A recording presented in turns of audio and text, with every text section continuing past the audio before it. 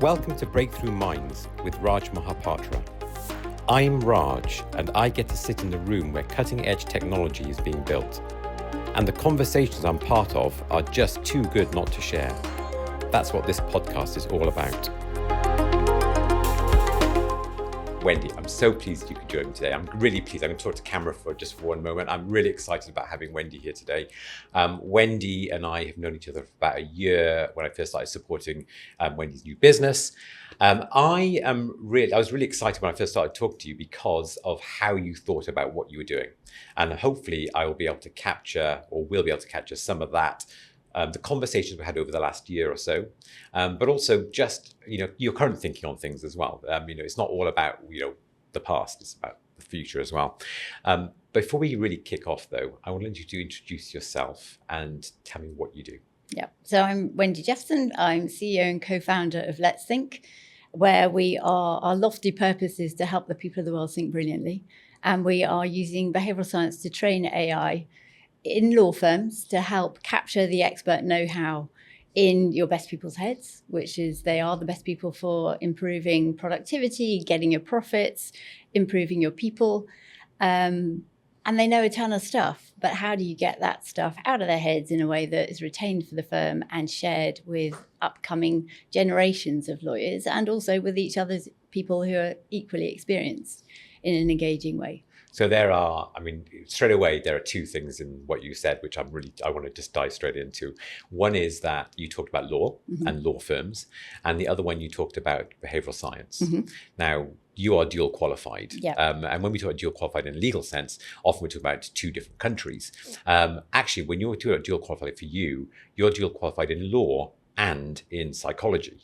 Yeah. Tell me a bit about your background there. Yeah, a long and twisty journey. Isn't it always? I know. So started off as a lawyer. Yeah. Trained in what was Richards Butler is now Reed Smith many years ago. And very early on went in-house. So I had a secondment to Xerox and they hired me when I qualified. So Central and Eastern Europe for Xerox, super interesting, just after the Iron Curtain had fallen. Wow. So great, really interesting time. Amazing moment. Yeah, really innovative part of the world and doing business there with lots of challenges as well that forces you to be a bit creative. Then went to Eli Lilly, so pharmaceutical industry, super interesting. You're dealing with largely secondary care products that are prescribed by specialists like psychiatrists. You're dealing with serious problems like depression, schizophrenia, cancer. And this is acting as a lawyer? Acting as a lawyer in the UK affiliate. Super interesting, but you get to, as an in-house lawyer, you get to work with every department in the country, in the company. So you learn a ton about how business works and the reality as a lawyer of, I think, that early lesson that people don't wait for the law. Yeah. They get the business done. And actually it's running to keep up and deliver the legal protection and advise on the risks at the pace the business is going in a way that actually gets them to achieve the ends that they want in a legal and ethical way. So that's super interesting learning. And then somewhere along the way, you decided, actually, I want to co-found a business, and you went off and you did cybernetics. I did. I suppose it wasn't quite as obvious a decision as that. I get that. More so with Let's Think, but at that time it was, so advising on law is all about risk, isn't it? And decision making. And as an in-house lawyer, you're advising people in the company about decisions, and they've got to take a view on whether or not they take responsibility for the risks they're taking. And it was really interesting watching how different people coped with that risky decision making. So it was a combination of, okay, that's interesting seeing how people are coping and the different drivers that they have when they're making those decisions. I was working with psychiatrists, like I say, and understanding some of the neuroscience of how the brain works and how people think. And at the time I had a brother who was a fund manager who was, this is more than 20 years ago, pre-Kahneman and his Nobel Prize and Thinking Fast and Slow.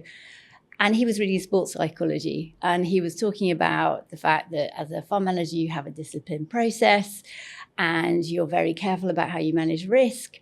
And then the markets do what they do, and maybe you start losing money and your clients are on your back and your manager's on your back, and people start taking risks that they wouldn't ordinarily. So he felt there was something in sports psychology that maybe that combined with data and technology had some of the answers to how you improve decision making. I should be really clear. You're a psychologist as well at this point, aren't you? So this is what led me to the path to become a psychologist. Okay, got it. Okay. So that got me thinking, okay, actually that's super interesting. And I was fascinated by that in a way that I perhaps wouldn't spend the weekends reading legal textbooks to get up to speed. And yet I could see myself reading about behavioral science and psychology. And I do. That is what I love reading day in, day out. So that got me thinking about actually understanding how people make decisions, what can you do to improve those decisions. But having trained as a professional, as a lawyer, and been through the whole process of understanding the foundational knowledge that you have to get, then going through your training program where you're supervised and to develop your competence before you're let loose. Yeah. I felt that was also really important if you're going to be starting to deal with how people, try to mess with how people make decisions. So that led to me going back to university to do a psychology degree and a master's in occupational organisational psychology, always with a view to how can you improve decision making. And you at Cybernetics, you were head of research and ideation. I was the chief behavioural scientist. Chief behavioural scientist. Which is a great title. And there are many more now, but there weren't many back then. But that's the beauty of a startup. You can give yourself these great titles. But it was really about using behavioural science methodology, which I uncovered. So I did, in both my undergrad and my master's, I was looking at, you learn about biases and all of the things that trip you up in decision making. And I'd gone into financial services because they have loads of data to measure decisions that you make. So I was measuring a bias called the disposition effect, which is where people hold on to their losses longer than their profits. Which can burn you. And I'd gotten into GLG, the hedge fund, and persuaded 22 of their hedge fund managers to stick heart rate variability monitors on their chests. I hadn't accounted for hairy chests as I went into there, but that was interesting in itself. And got them to play a trading game that I designed and my co-founder at Cybernetics and CTO built so that we could try it. We forced people to go into profit and loss, and we got them to stare out the window for 10 seconds to see whether or not that impacted how they made decisions, because that's an emotion regulation technique as a distraction. Or the other version of it is to think carefully, reappraise the situation they're in, which is another emotion regulation technique. And we showed that we could measure the fact that it improved their heart rate variability, which is associated with clearer thinking in that 10-second window, by more if they stared out the window than thought hard about their loss. And they also reduced the disposition effect and were much more capable of letting go of losses when they had just stared out the window for 10 seconds. So that was super interesting. You could see the disposition effect in motion. What they then said to me was, that's really interesting, Wendy, what can we do about that? And so what? That is okay, so that first of all, that tells you that measuring your biases isn't that helpful. It's not very practical. And that really led me into the whole field of cognitive engineering, systems engineering, human factors, which is generally post-grad, so I don't encounter it that much beforehand. But it's all of those experts in the high-risk industries who are designing our planes and our nuclear facilities and engaging in the art of defense. And all of those where it's high-risk, uncertain environments where people die if you get it wrong. And it was a whole new methodology for understanding how complex systems work and how you design for those systems. And the methodology from that is incredibly useful for designing technology, which is what Cybernetics was. It was a fintech startup. It started looking at how do you design to support fund managers' decision-making to make them make better decisions. And we pivoted fairly early on as the head of compliance, Robin Grew, who's now the CEO of Man Group, huge visionary thinker, before regulation required it, said, look, if you're looking at how people are making decisions, I want that from a compliance perspective, because I want to be able to, either get people out super quickly if they're doing something they shouldn't be, but I also want to be able to defend them to the hilt if actually what they're doing is really good trading and they're actually doing exactly what we're paying them to do and make money by reading the market better than anybody else can. So that's what we built. And the behavioral science methodology allows you to really get inside an expert's head and understand what data are they using, how are they interpreting it, what's the meaning of it, and how does their whole day work. So you can then design tech and the data and the algorithms that can fit into a busy person's day. So I love this because it's actually, as I told you before we started, I've got some notes down here, and I like to have a little story arc to our conversations, and I've got a story arc, and I haven't briefed you on it at all, and you're leading it down the story arc perfectly. So it's great. Thank you so much for being so helpful.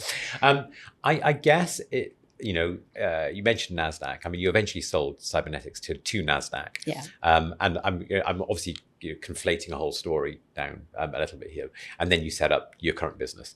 It wasn't quite like that. It never is. Not far off. But you basically sold that. You started a new business. Yeah. You've given a nutshell what Let's Think does. What I think is really interesting is you've done this cybernetics project company, and you've analyzed it. You've got algorithms that show how people behave, but also you've got analytics that show not how people behave, but actually you're also tracking, the data behind the decisions as well over the other side. And some people would say at that point you can get rid of humans. You've got the data you need to now get rid of that and let's just automate it instead.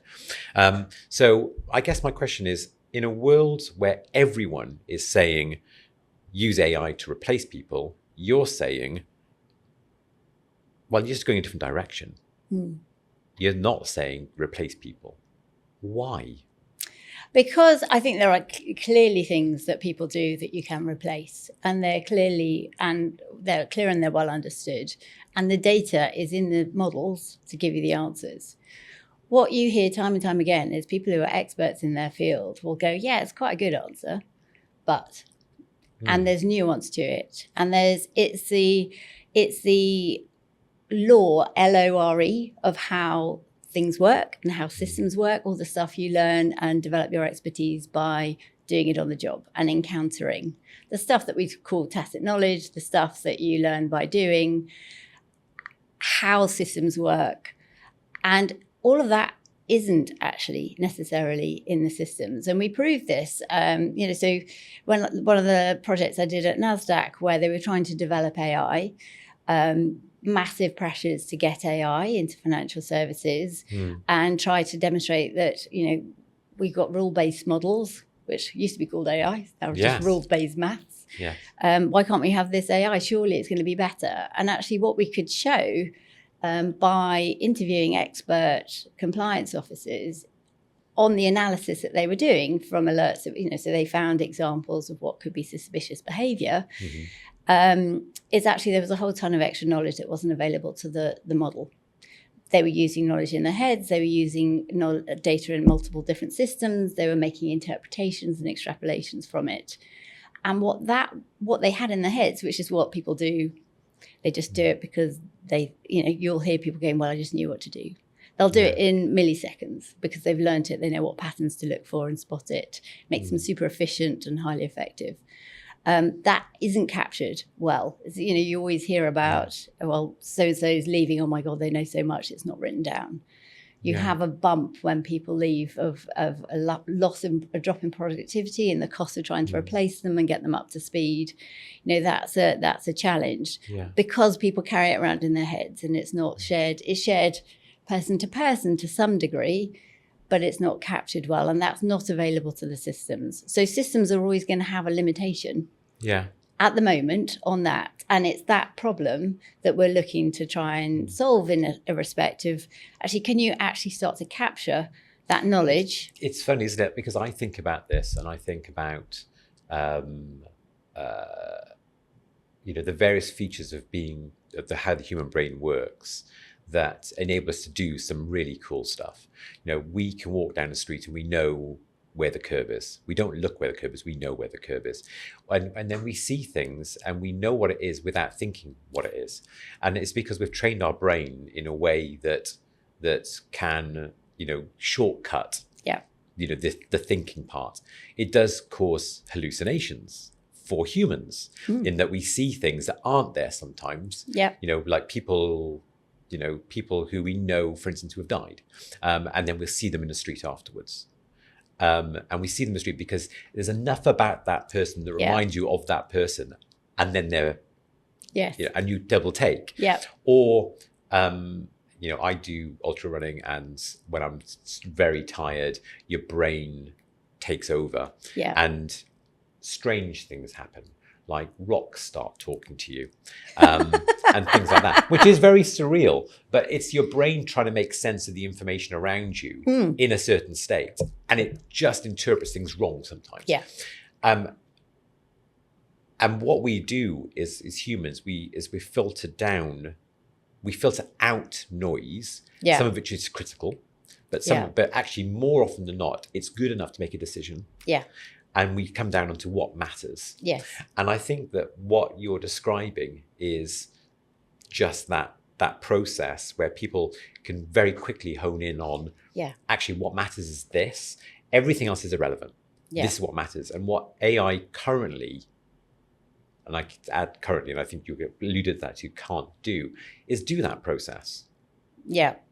That's exactly, and you're right. Currently, it is extraordinary what it is right now, but it is exactly that. It's a experience base. So there's a whole knowledge base that sits within organisationals, data systems, and people's heads that isn't available to train those models, and therefore it doesn't know about them.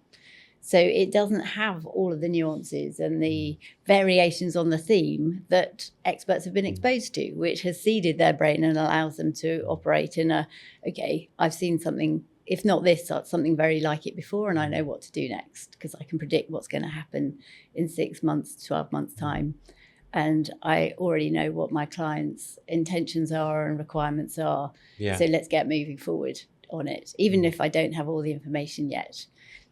It's exactly that. But there seems to be, for me, there's a relationship between what the industry in inverted commas, I'm thinking about the wider sense industry, what industry thinks a relationship between humans and AI looks like, and what the reality might be. And what kind of assumptions do you think they're making?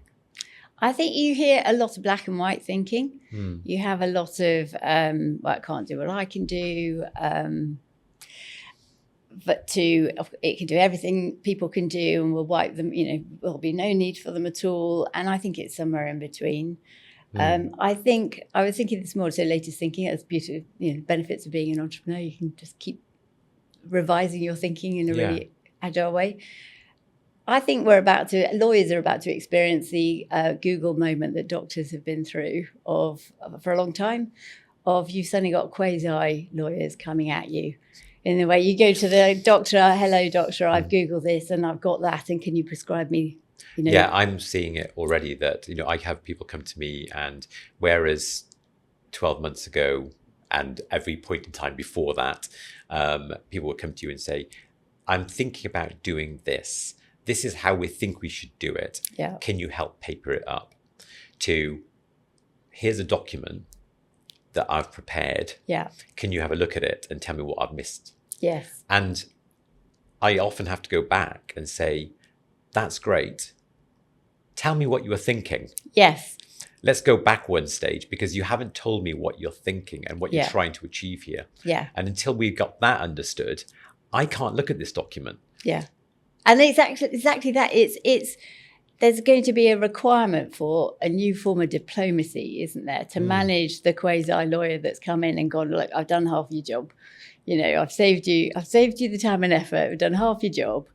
So let's just finish it off, can we? And it's okay. Well, let's go back and make sure that we've got the right thing in play. I got an email today, which you'll love as a former lawyer. You'll love this. Got an email today saying, "Can you take a look at this and rubber stamp it?" Literally, that was the words of the email. I was like, no. So this is a whole new challenge, isn't it? That's facing it. It really is. So with a junior lawyer, you'd be going, well, hang on a minute, let's look at all the things that you've missed here and explain why. And now you've got to do the same thing with your quasi-legal clients that are coming in at you. And of course, the outcomes could be, it's actually, you've done a pretty good job here. Okay, why I didn't need to pay you for that then, really, did I? So there's a challenge to around that. That's okay. Perhaps that might increase the respect that people have for the lawyers, because you do manage to take them on the journey. They've done some of the legwork to understand it, and you can get them engaging and thinking more deeply about what the legal ramifications are baked into their work. And that's not a bad thing. I mean, so many times they just go, right, I'm doing the deal. Right, can we have the contract on the side, please? And just sort that out. And do I have to give you the stuff that goes in the appendix? I'm just getting on with it. Just sort that out. Yes. Well, I need some stuff that, do with some information, understand. yeah. Yes, exactly. Yeah. So actually, if they're more engaged in understanding the reality of it and actually how it's difficult and how you might trip yourself up, then you might end up with a greater respect for the specialists, and therefore understand, okay, so I can do part of this, but actually maybe I shouldn't start with the part of that. Maybe I should go and ask the questions first, or they'll begin to understand a better way of working with the expert. So, it can go in different directions, can't it? And the fact that somebody's got some understanding there is legal risk. Again, either they could go, okay, I don't need a lawyer, I'll cover it myself. And then they'll feel that later down the track with litigation as things go wrong, because that's part of what experts are doing, isn't it? Predicting what could fall out of this. Or they'll go, okay, actually, this is interesting. There's some legal risk. I now know how to start the conversation with a lawyer who I maybe didn't know how to even start a conversation with before. So I think that dynamic is going to be really interesting. And that's the challenge for the juniors coming up is, well, they don't have the nuance and the understanding to start engaging in the conversation. They'll be confronted with something that looks maybe as good as they can come up with.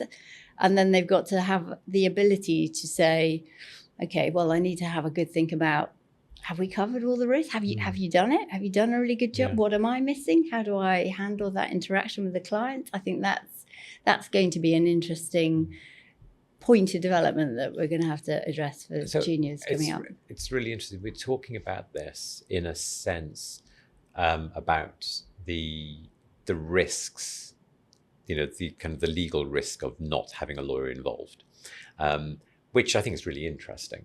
But actually, I want to go one step further, and I say, do you think there's a moral obligation to preserve human in the loop here? Interesting. You tell me what you mean by moral obligation. Do you think that as humans, we should be preserving humans in those conversations? Do you think that humans need to be fundamentally involved in the relationship aspect of what we're trying to do as lawyers? That's a really interesting question. I think if they are there adding value, so then it comes down to what's the adding value. No, not just because people should deal with people, not necessarily, because actually lots of research shows that you can get really good outcomes between people and machines. From coaching, you get greater psychological safety sometimes in those environments. So you can achieve outcomes without having a person necessarily in the loop. And that's why we have to rethink everything, isn't it? And go, okay, well, I felt that was the thing that I brought as a human, but it can be, if it can be achieved in a more efficient, cheaper, better way without the human in the loop, then that's not the place for the human to be. Okay, so what's the risk? I mean, I guess we go back to that kind of initial thing about the idea that everyone else is saying replace humans with AI, and we're now getting to that point as, okay, so and you're saying no, we're going this way to start off with, but you're saying actually maybe it's not as clear cut as that. Maybe there are moments where you can get rid of humans, but is there a risk of getting rid of humans too early? Yeah, I think so. It remains a spectrum. So I can see that, the reality where lawyers really add value. So when I was in-house, I wanted the partners, and I wanted the partners because they've been there, seen it, done it, knew what I was trying to achieve, and knew whether or not the law was even the way to get it. Yeah.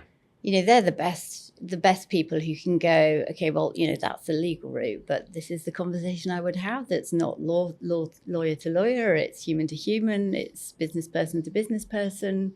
It's a different way around it, isn't it? Yeah. Because of the way the system works. And that, I think, is going to remain, because you'll have, this is clear cut and there's an answer to it. And then what lawyers are great at is dealing with uncertainty, incomplete information, the boundaries of law, making new law, pushing, testing. As a GC, you're working in house, you'll know that it's, I've done it as well. You'll know that the way in which GCs need to operate so much is, I know what the law says. Now we park that, and now let's talk about what the business needs. Yeah. And how do we achieve the business needs, knowing what the law says, but we're not going to have a legal argument about this. Yeah. And you talk to law firms, and actually it swings more in the direction of the law says this, but a good lawyer will always know, but the business need is this. And with the business need being this, that's now what we need to focus on, is how do we achieve the business need? Yeah, and often the law may say this, and one person will interpret it in one way, and 5 different people will interpret it in another way, which is why you have disagreement and disputes, isn't it? Yeah. I mean, it's not always as clear cut. I think AI going further forward, you'll start to get greater clarity because you'll be able to test the different interpretations of how things have been written and get to a conclusion, a better conclusion of how you write those laws to make them less open to interpretation. Yeah. But the reality is a lot of them could be read in multiple different ways, and scenarios have multiple different outcomes. And that is still where I think humans really come into play, because the machines don't have the data to know how to deal with that yet. And I love the fact you're talking about data there, because this is the other thing which I'm really struck by at the moment, is that we are seeing an emergence of people relying on output from AI, but they don't understand fundamentally what the input is. I was talking to a high school last week and about critical thinking in a world of AI, what that actually means. And I started by playing, by demonstrating just how powerful AI is. I talked to a bunch of GCSE students, so you 16-year-olds, about doing GCSE revision and studying. They're studying Macbeth. They all study Macbeth, so I knew it was a safe ground to cover. And I said, come up with a revision plan. And it came up with a pretty good revision plan. I challenged the head of English who was in the room to say, can it now replace you? And he said, no. And I said, okay. And I muted, I turned the mic off so that the AI ChatGPT I was talking to, it was interesting. I did a fireside chat with ChatGPT in front of a group of kids. Super interesting. Really interested to see their response on that one. Anyway, so I turned off the mic and I talked to the head of English and said, can it replace you? And he went, no, because. I said, let me hold you there before you tell me the because. And I turned off, unmuted the mic, and I said, so you said that the kids should, the people who are revising this should focus a bit about the historical context. Tell me about the historical context. Tell me what kind of things are relevant here to the time when Shakespeare wrote Macbeth, and why Macbeth has got what's the relevant. And it went into James I, Gunpowder Plot, a really great background. And then I picked on one of my favourite characters in Macbeth, who's the servant, who's named later on as Satan, actually. Right. And fascinating character from my point of view, because I've always watched the play and never noticed him. And then recently I saw a version which was the Ralph Fiennes India Verma version, and the servant role in that was the most mind-blowing performance, I think, on stage, even with all those stellar actors on stage with them. And it was fascinating because the first time I understood the character. So I asked ChatGPT about that character, just said, what about the servant? And then it went into what I saw on stage. It literally played back why he was one of the most important characters in the play. If you haven't read Macbeth recently, read it again and just look at the servant. Fascinating role that person plays. I then muted the microphone again and asked the teacher again what he thought. And he went, actually, that's pretty amazing. Yeah. Then I asked ChatGPT to play 2 truths and a lie with me. And what it lied about was so, well, first time it was so obvious. I then said, actually, let's try this again. And I taught it how to lie, and I gave it my, some examples of that, and which I'll tell you off camera, but my tricks for that were. But I then asked it again to give me two truths and a lie. And it then told me 3 statements, one of which all the people in the room thought must be a lie. Some people thought there was another one which possibly was a lie, but there was one which was definitely a truth. Right. Fine. So we asked for the lie, and the lie it came back with was, I once, the lie it said was that it had run a marathon on each of the 7 continents. And I was like, okay. So we all thought that was the lie. So we all thought that was the lie. So we said, where's your legs? That's the lie. It then went into an in-depth description about why it was a truth.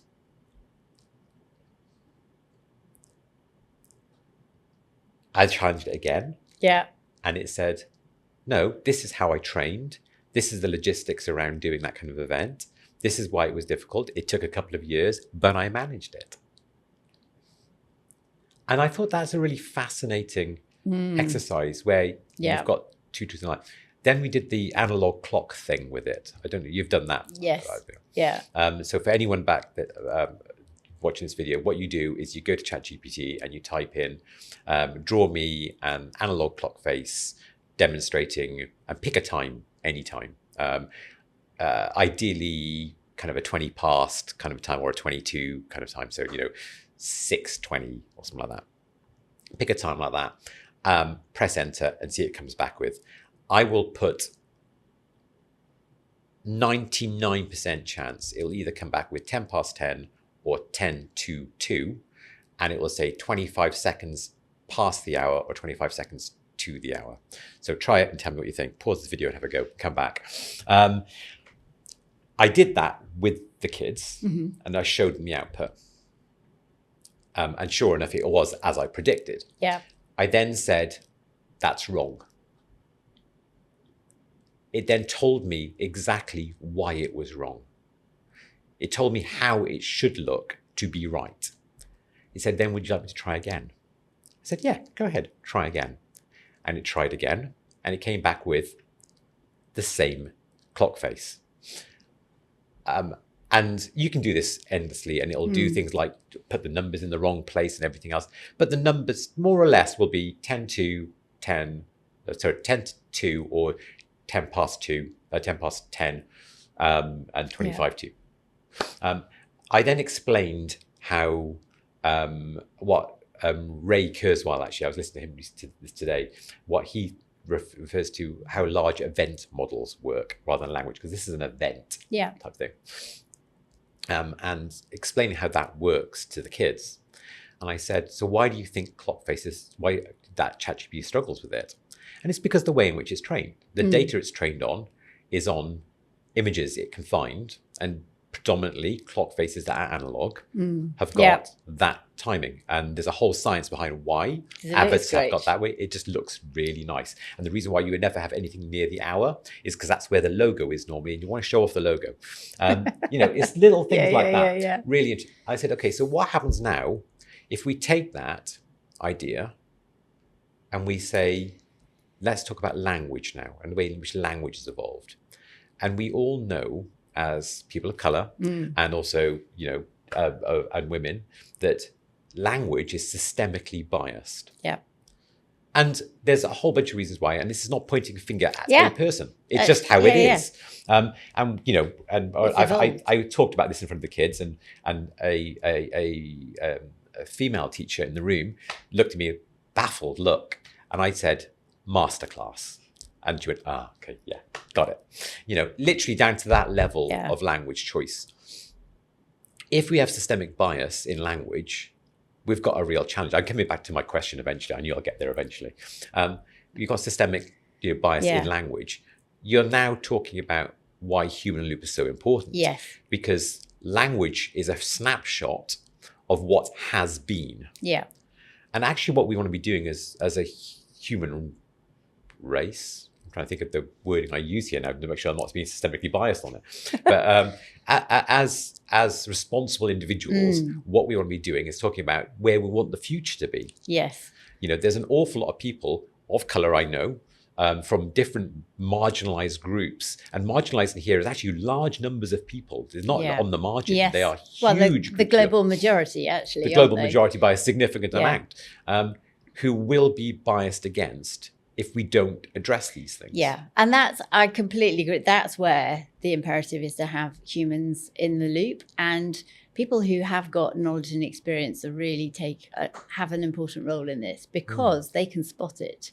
And that's where, they're really convincing, because they've been trained to be polite and convincing and persuasive, these models as well. So they will give you an answer and they'll keep telling you it's the right answer. Yeah. Which means that, and studies have been done by Microsoft on critical thinking, and how people with less experience engage in less critical thinking using these tools, because they trust it more than their own knowledge base, and therefore they offload the thinking and don't challenge it as much.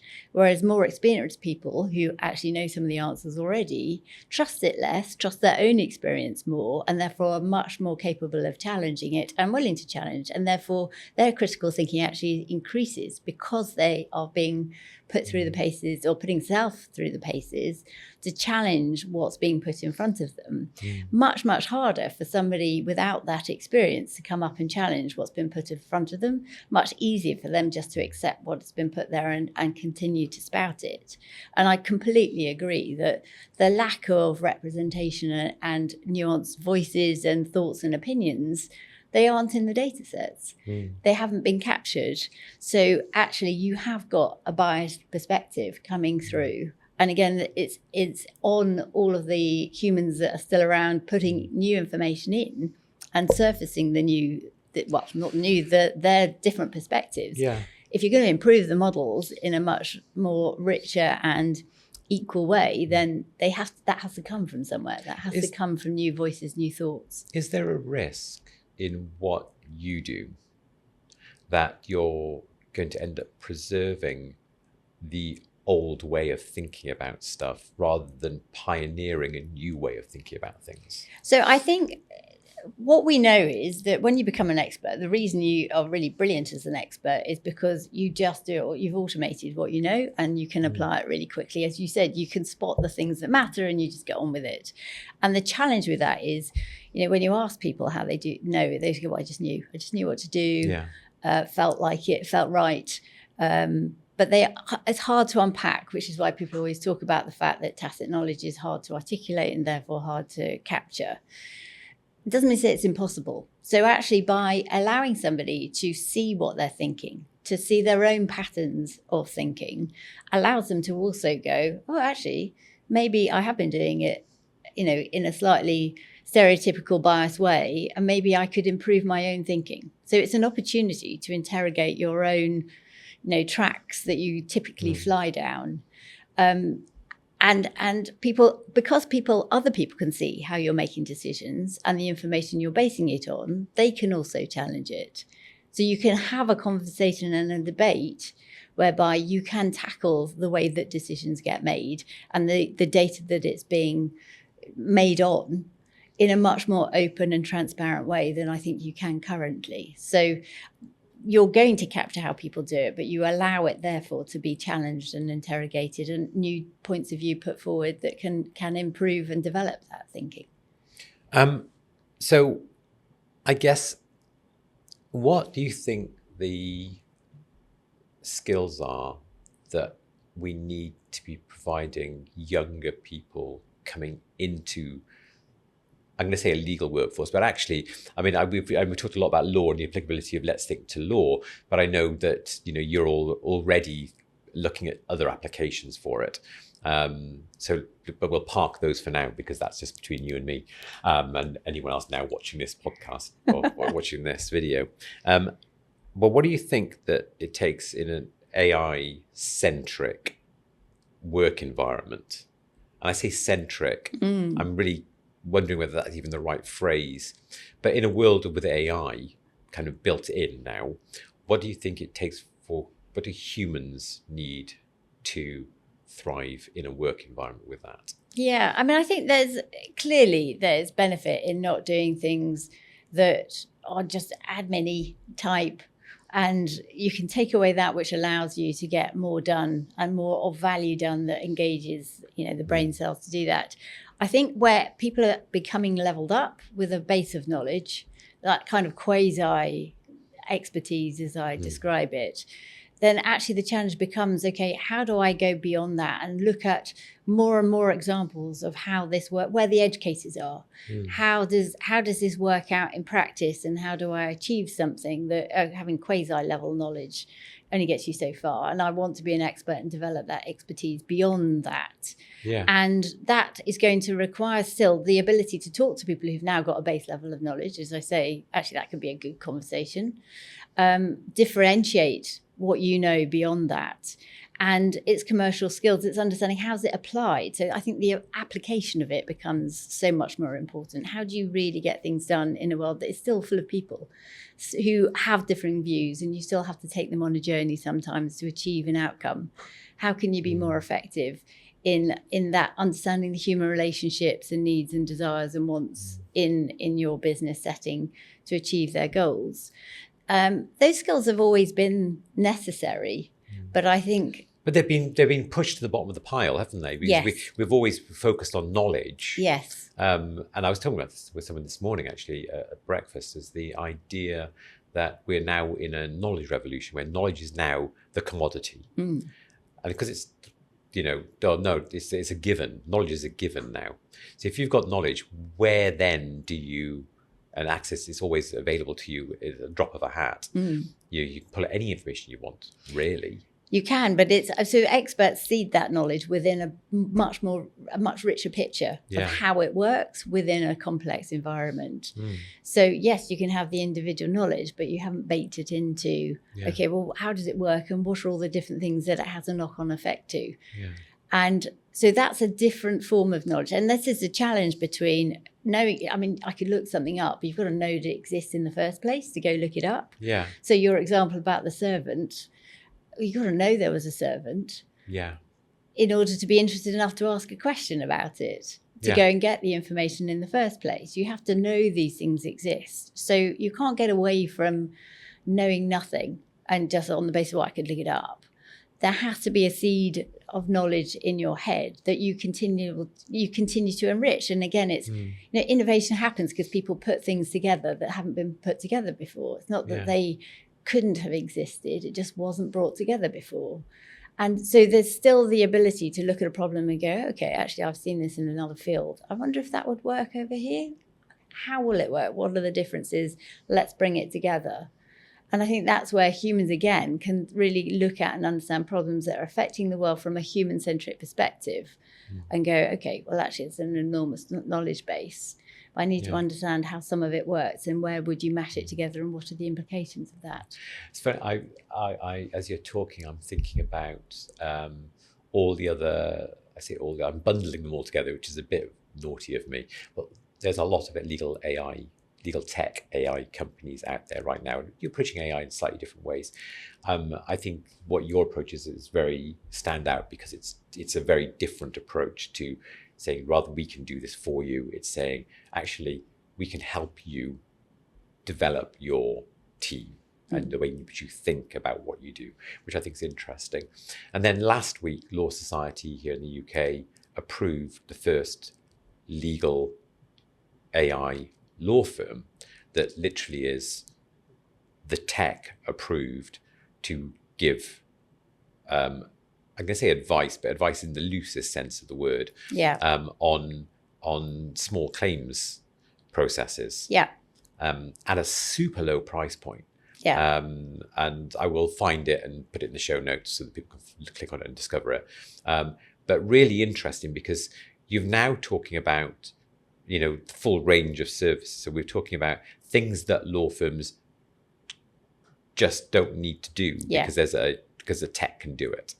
And it'd be interesting to see just how well it does it. I'm sure they wouldn't be able to get the permission to do it if it didn't do it well enough.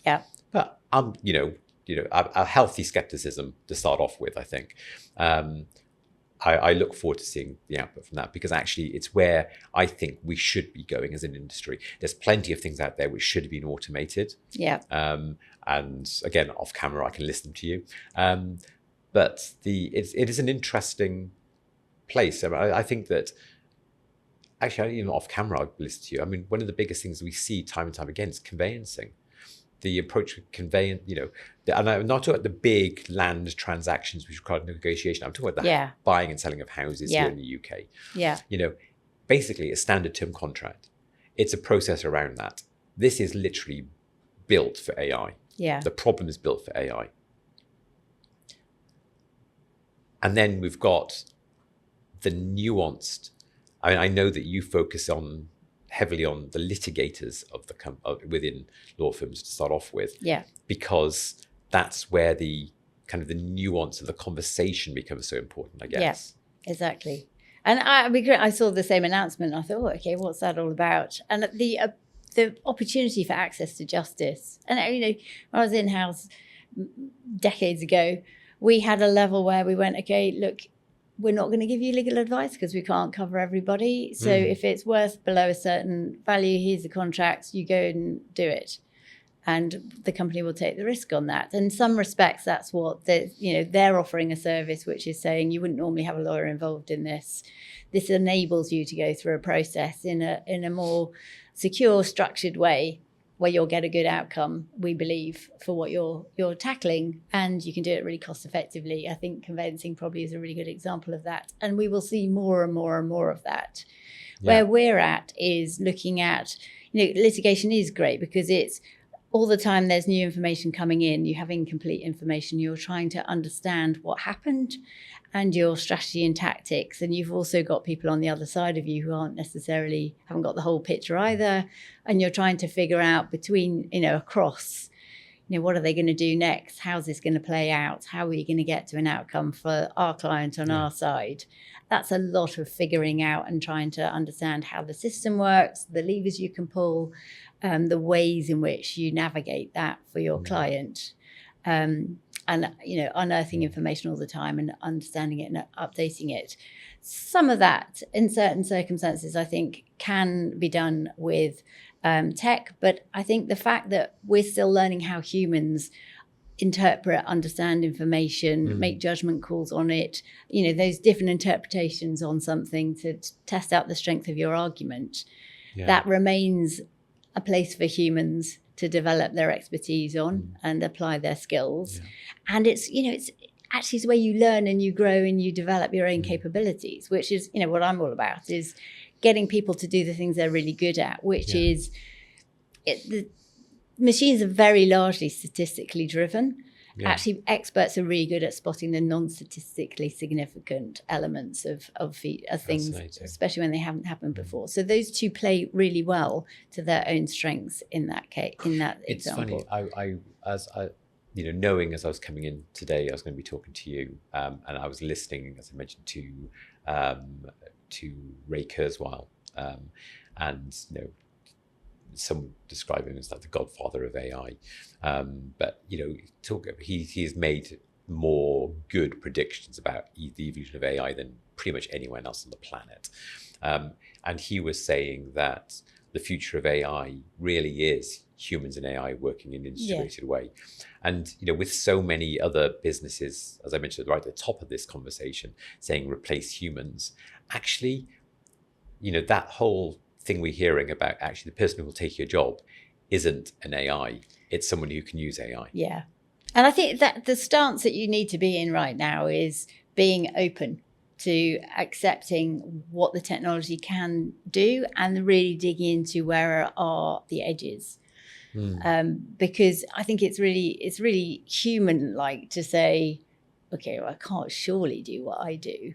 And I've been on that whole journey, especially because lots of the AI I was dealing with before was very much numerically based in financial services, and it was missing the qualitative human interpretation of what was actually happening, especially because the data was supposed to represent human behavior. Well, there's a whole bunch of other information that is representing human behavior. And then you get large language models and you kind of go, well, that doesn't think. And then But you it go, looks like it does, and that's the challenge. yeah, isn't but it? actually what's interesting is you start to understand how neuroscience, the neuroscience of the brain works. And actually, in some respects, it's not far off. So then you go, okay, well, actually, that's interesting. Okay, so, where's it going to go next? And you can follow a whole chain down to really won't need humans anymore, because actually the machines can do everything it'd be far more capable than humans are. But where that doesn't help you right now. And, then it becomes about behavior change and how do you integrate it into today and the next 5 years. And, well, beyond that, is anyone's guess right now of where it's going to go, but being capable of looking at it and saying, okay, well, what can it do? And that's where, at Let's Think, we're really looking at what is it that we as behavioral scientists can do in terms of pulling out expertise from people's heads through various, science-based methodologies.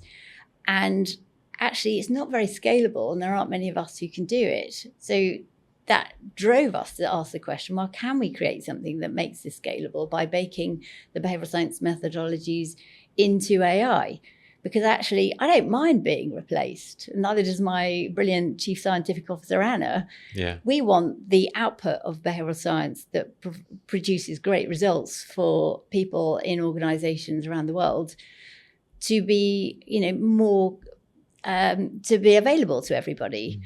So actually, we're quite pleased that we can automate ourselves. You can still see where it falls down, but actually that means that we can do a whole lot more. Yeah.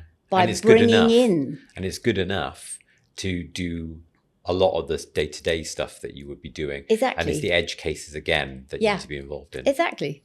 Yeah. So that's exciting. And I think it's how you have to stay open to the fact that it can do and will continue to do things that surprise us. And okay, well, let's update my thinking. What is it? How do we have to adapt with that in order to keep running along with it and hopefully slightly ahead of it? We've been talking for quite a while, and I've been bombarding you with questions and thoughts. Is there anything you want to ask me coming out of this conversation? I suppose, you see innovation day in and day out, don't you? What excites you about it? What makes you slightly nervous about it? Oh, crikey. Yeah, one of the reasons why I wanted to do this podcast was because I see so much amazing stuff, within Wilson Sonsini, because of the nature of being a tech law firm. We've seen, the very bleeding edge of technology for the last 40 years, probably longer than that even. And to see that, now be here working for Wilson Sonsini and seeing that edge of what's possible here, and everything is, right here, right now. I can't tell you, if you're listening to this podcast in a year's time, how anything would have changed. Yeah. And my view might have completely changed by that point in time. But right now, I see we're on a what's his name? Malcolm Gladwell, we'll call it tipping point. That tipping point moment where we have different directions we could go in right now. And I think you have to remain hopeful that we go in the right directions. And certainly, we here at Wilson Sonsini are very much focused on making sure that we're on the right side of history, not because we just happen to be there, but because we see what we think is the right way forward. Yeah. And we want to plot it with our clients. Yeah. And that's a fascinating place to sit. So yeah, it's really interesting to have those conversations with people. Being a lawyer where I sit doesn't mean what it meant. Being a tech transactions lawyer doesn't mean what it meant, 5 years ago. We're not just papering up deals. We're having conversations about the way in which people are building things and the ethical and moral questions. And ethics and morals when it comes to AI is very interesting, because we are talking about a global system which ethics and morals don't necessarily unite across a world. So there's a huge lot to think about within those conversations. But is there such a thing as, we talk about human rights. are there universal human rights that need to be in consideration of here? And that's an interesting conversation in itself. And we're starting to have those conversations with clients. Yeah. And that for me is, it's great when you're having those conversations, and it's kind of scary too, that we're at a point where we're having to have those conversations. Yeah. Hopefully that kind of answers your. It does, and I think I think we are in the middle of an enormous experiment that none of us asked to be in necessarily, with dropping OpenAI on us and ChatGPT and everything that's proliferated in, and it's unbelievable way to learn fast, and get feedback. But it is an experiment that is not set up in the way, if you're in the pharmaceutical industry, you do clinical trials in a very careful way, because you know that there will be unintended consequences and side effects, and they are monitored carefully. And yet we have dropped this new technology into the whole of society, and who's looking for the unintended consequences? And actually what is interesting, that there are a lot of researchers out there going, oh, hang on a minute, what does automation bias we've experienced many times before in other industries? Let's have a look for that. I mean, actually, what I really like about being back in law, which quite frankly I didn't expect to be back in, interestingly, but they totally get what we're doing. Really deep thinkers who do think from a philosophical, moral, ethical perspective about how laws will also work, but how it affects people across the world. So actually, I'm really pleased that people like you, Raj, are thinking deeply about the implications of it, and we're all getting to try it out and see what that feels like for ourselves. We're involved in the experiment, and we're also asking the questions and testing it ourselves. So at least we have the whole of the legal profession also involved in trying to figure out what the implications are and being alongside. Amazing. I have one final question for you, and this is kind of going to be my standard question for everyone in this first series of podcast, which is, in this world of AI, what does it mean to be human? Which is a really good, and you gave me the slight heads up that was the one question I knew was coming. And, it really forces thinking about what that means now, because before, the really easy answer, and we always like to go for an easy answer, don't we, about, well, it's because we've got language and we can think at a higher level to any other creature on the planet. And yet AI can suddenly feel as though it can do the same thing. But actually, I think often people are looking for the one single thing that differentiates humans. I think it's the whole package, isn't it? In the same way as there are animals who have greater skills than we do in their ability, in their senses. That differentiates that type of animal to us. So we are a whole package. We have the ability to create social groups and behave altruistically, so do some animals. We also have language. We also have intelligent capabilities. Tech has some of that. We have one package. We are one package that nobody else quite has the whole package that we have. So that's the best answer I can come up with for the moment. But I'll look forward to hearing everybody else's in your podcast. Wendy, thank you so much for spending the time. I really appreciate it. I've really enjoyed this. Me too. I'd love to continue, as we will continue weekly. Oh, we will, absolutely. Thank you so much. Just so you know, this podcast is for general information only. It's definitely not legal advice, and it doesn't create a lawyer-client relationship. Laws change, and they can be different where you live. So please don't rely on this when making decisions. If you need advice, speak to a lawyer. Every now and then, platforms might pop links or extra content alongside this podcast. They're not from me or Wilson Sonsini, and in some places, this episode counts as attorney advertising.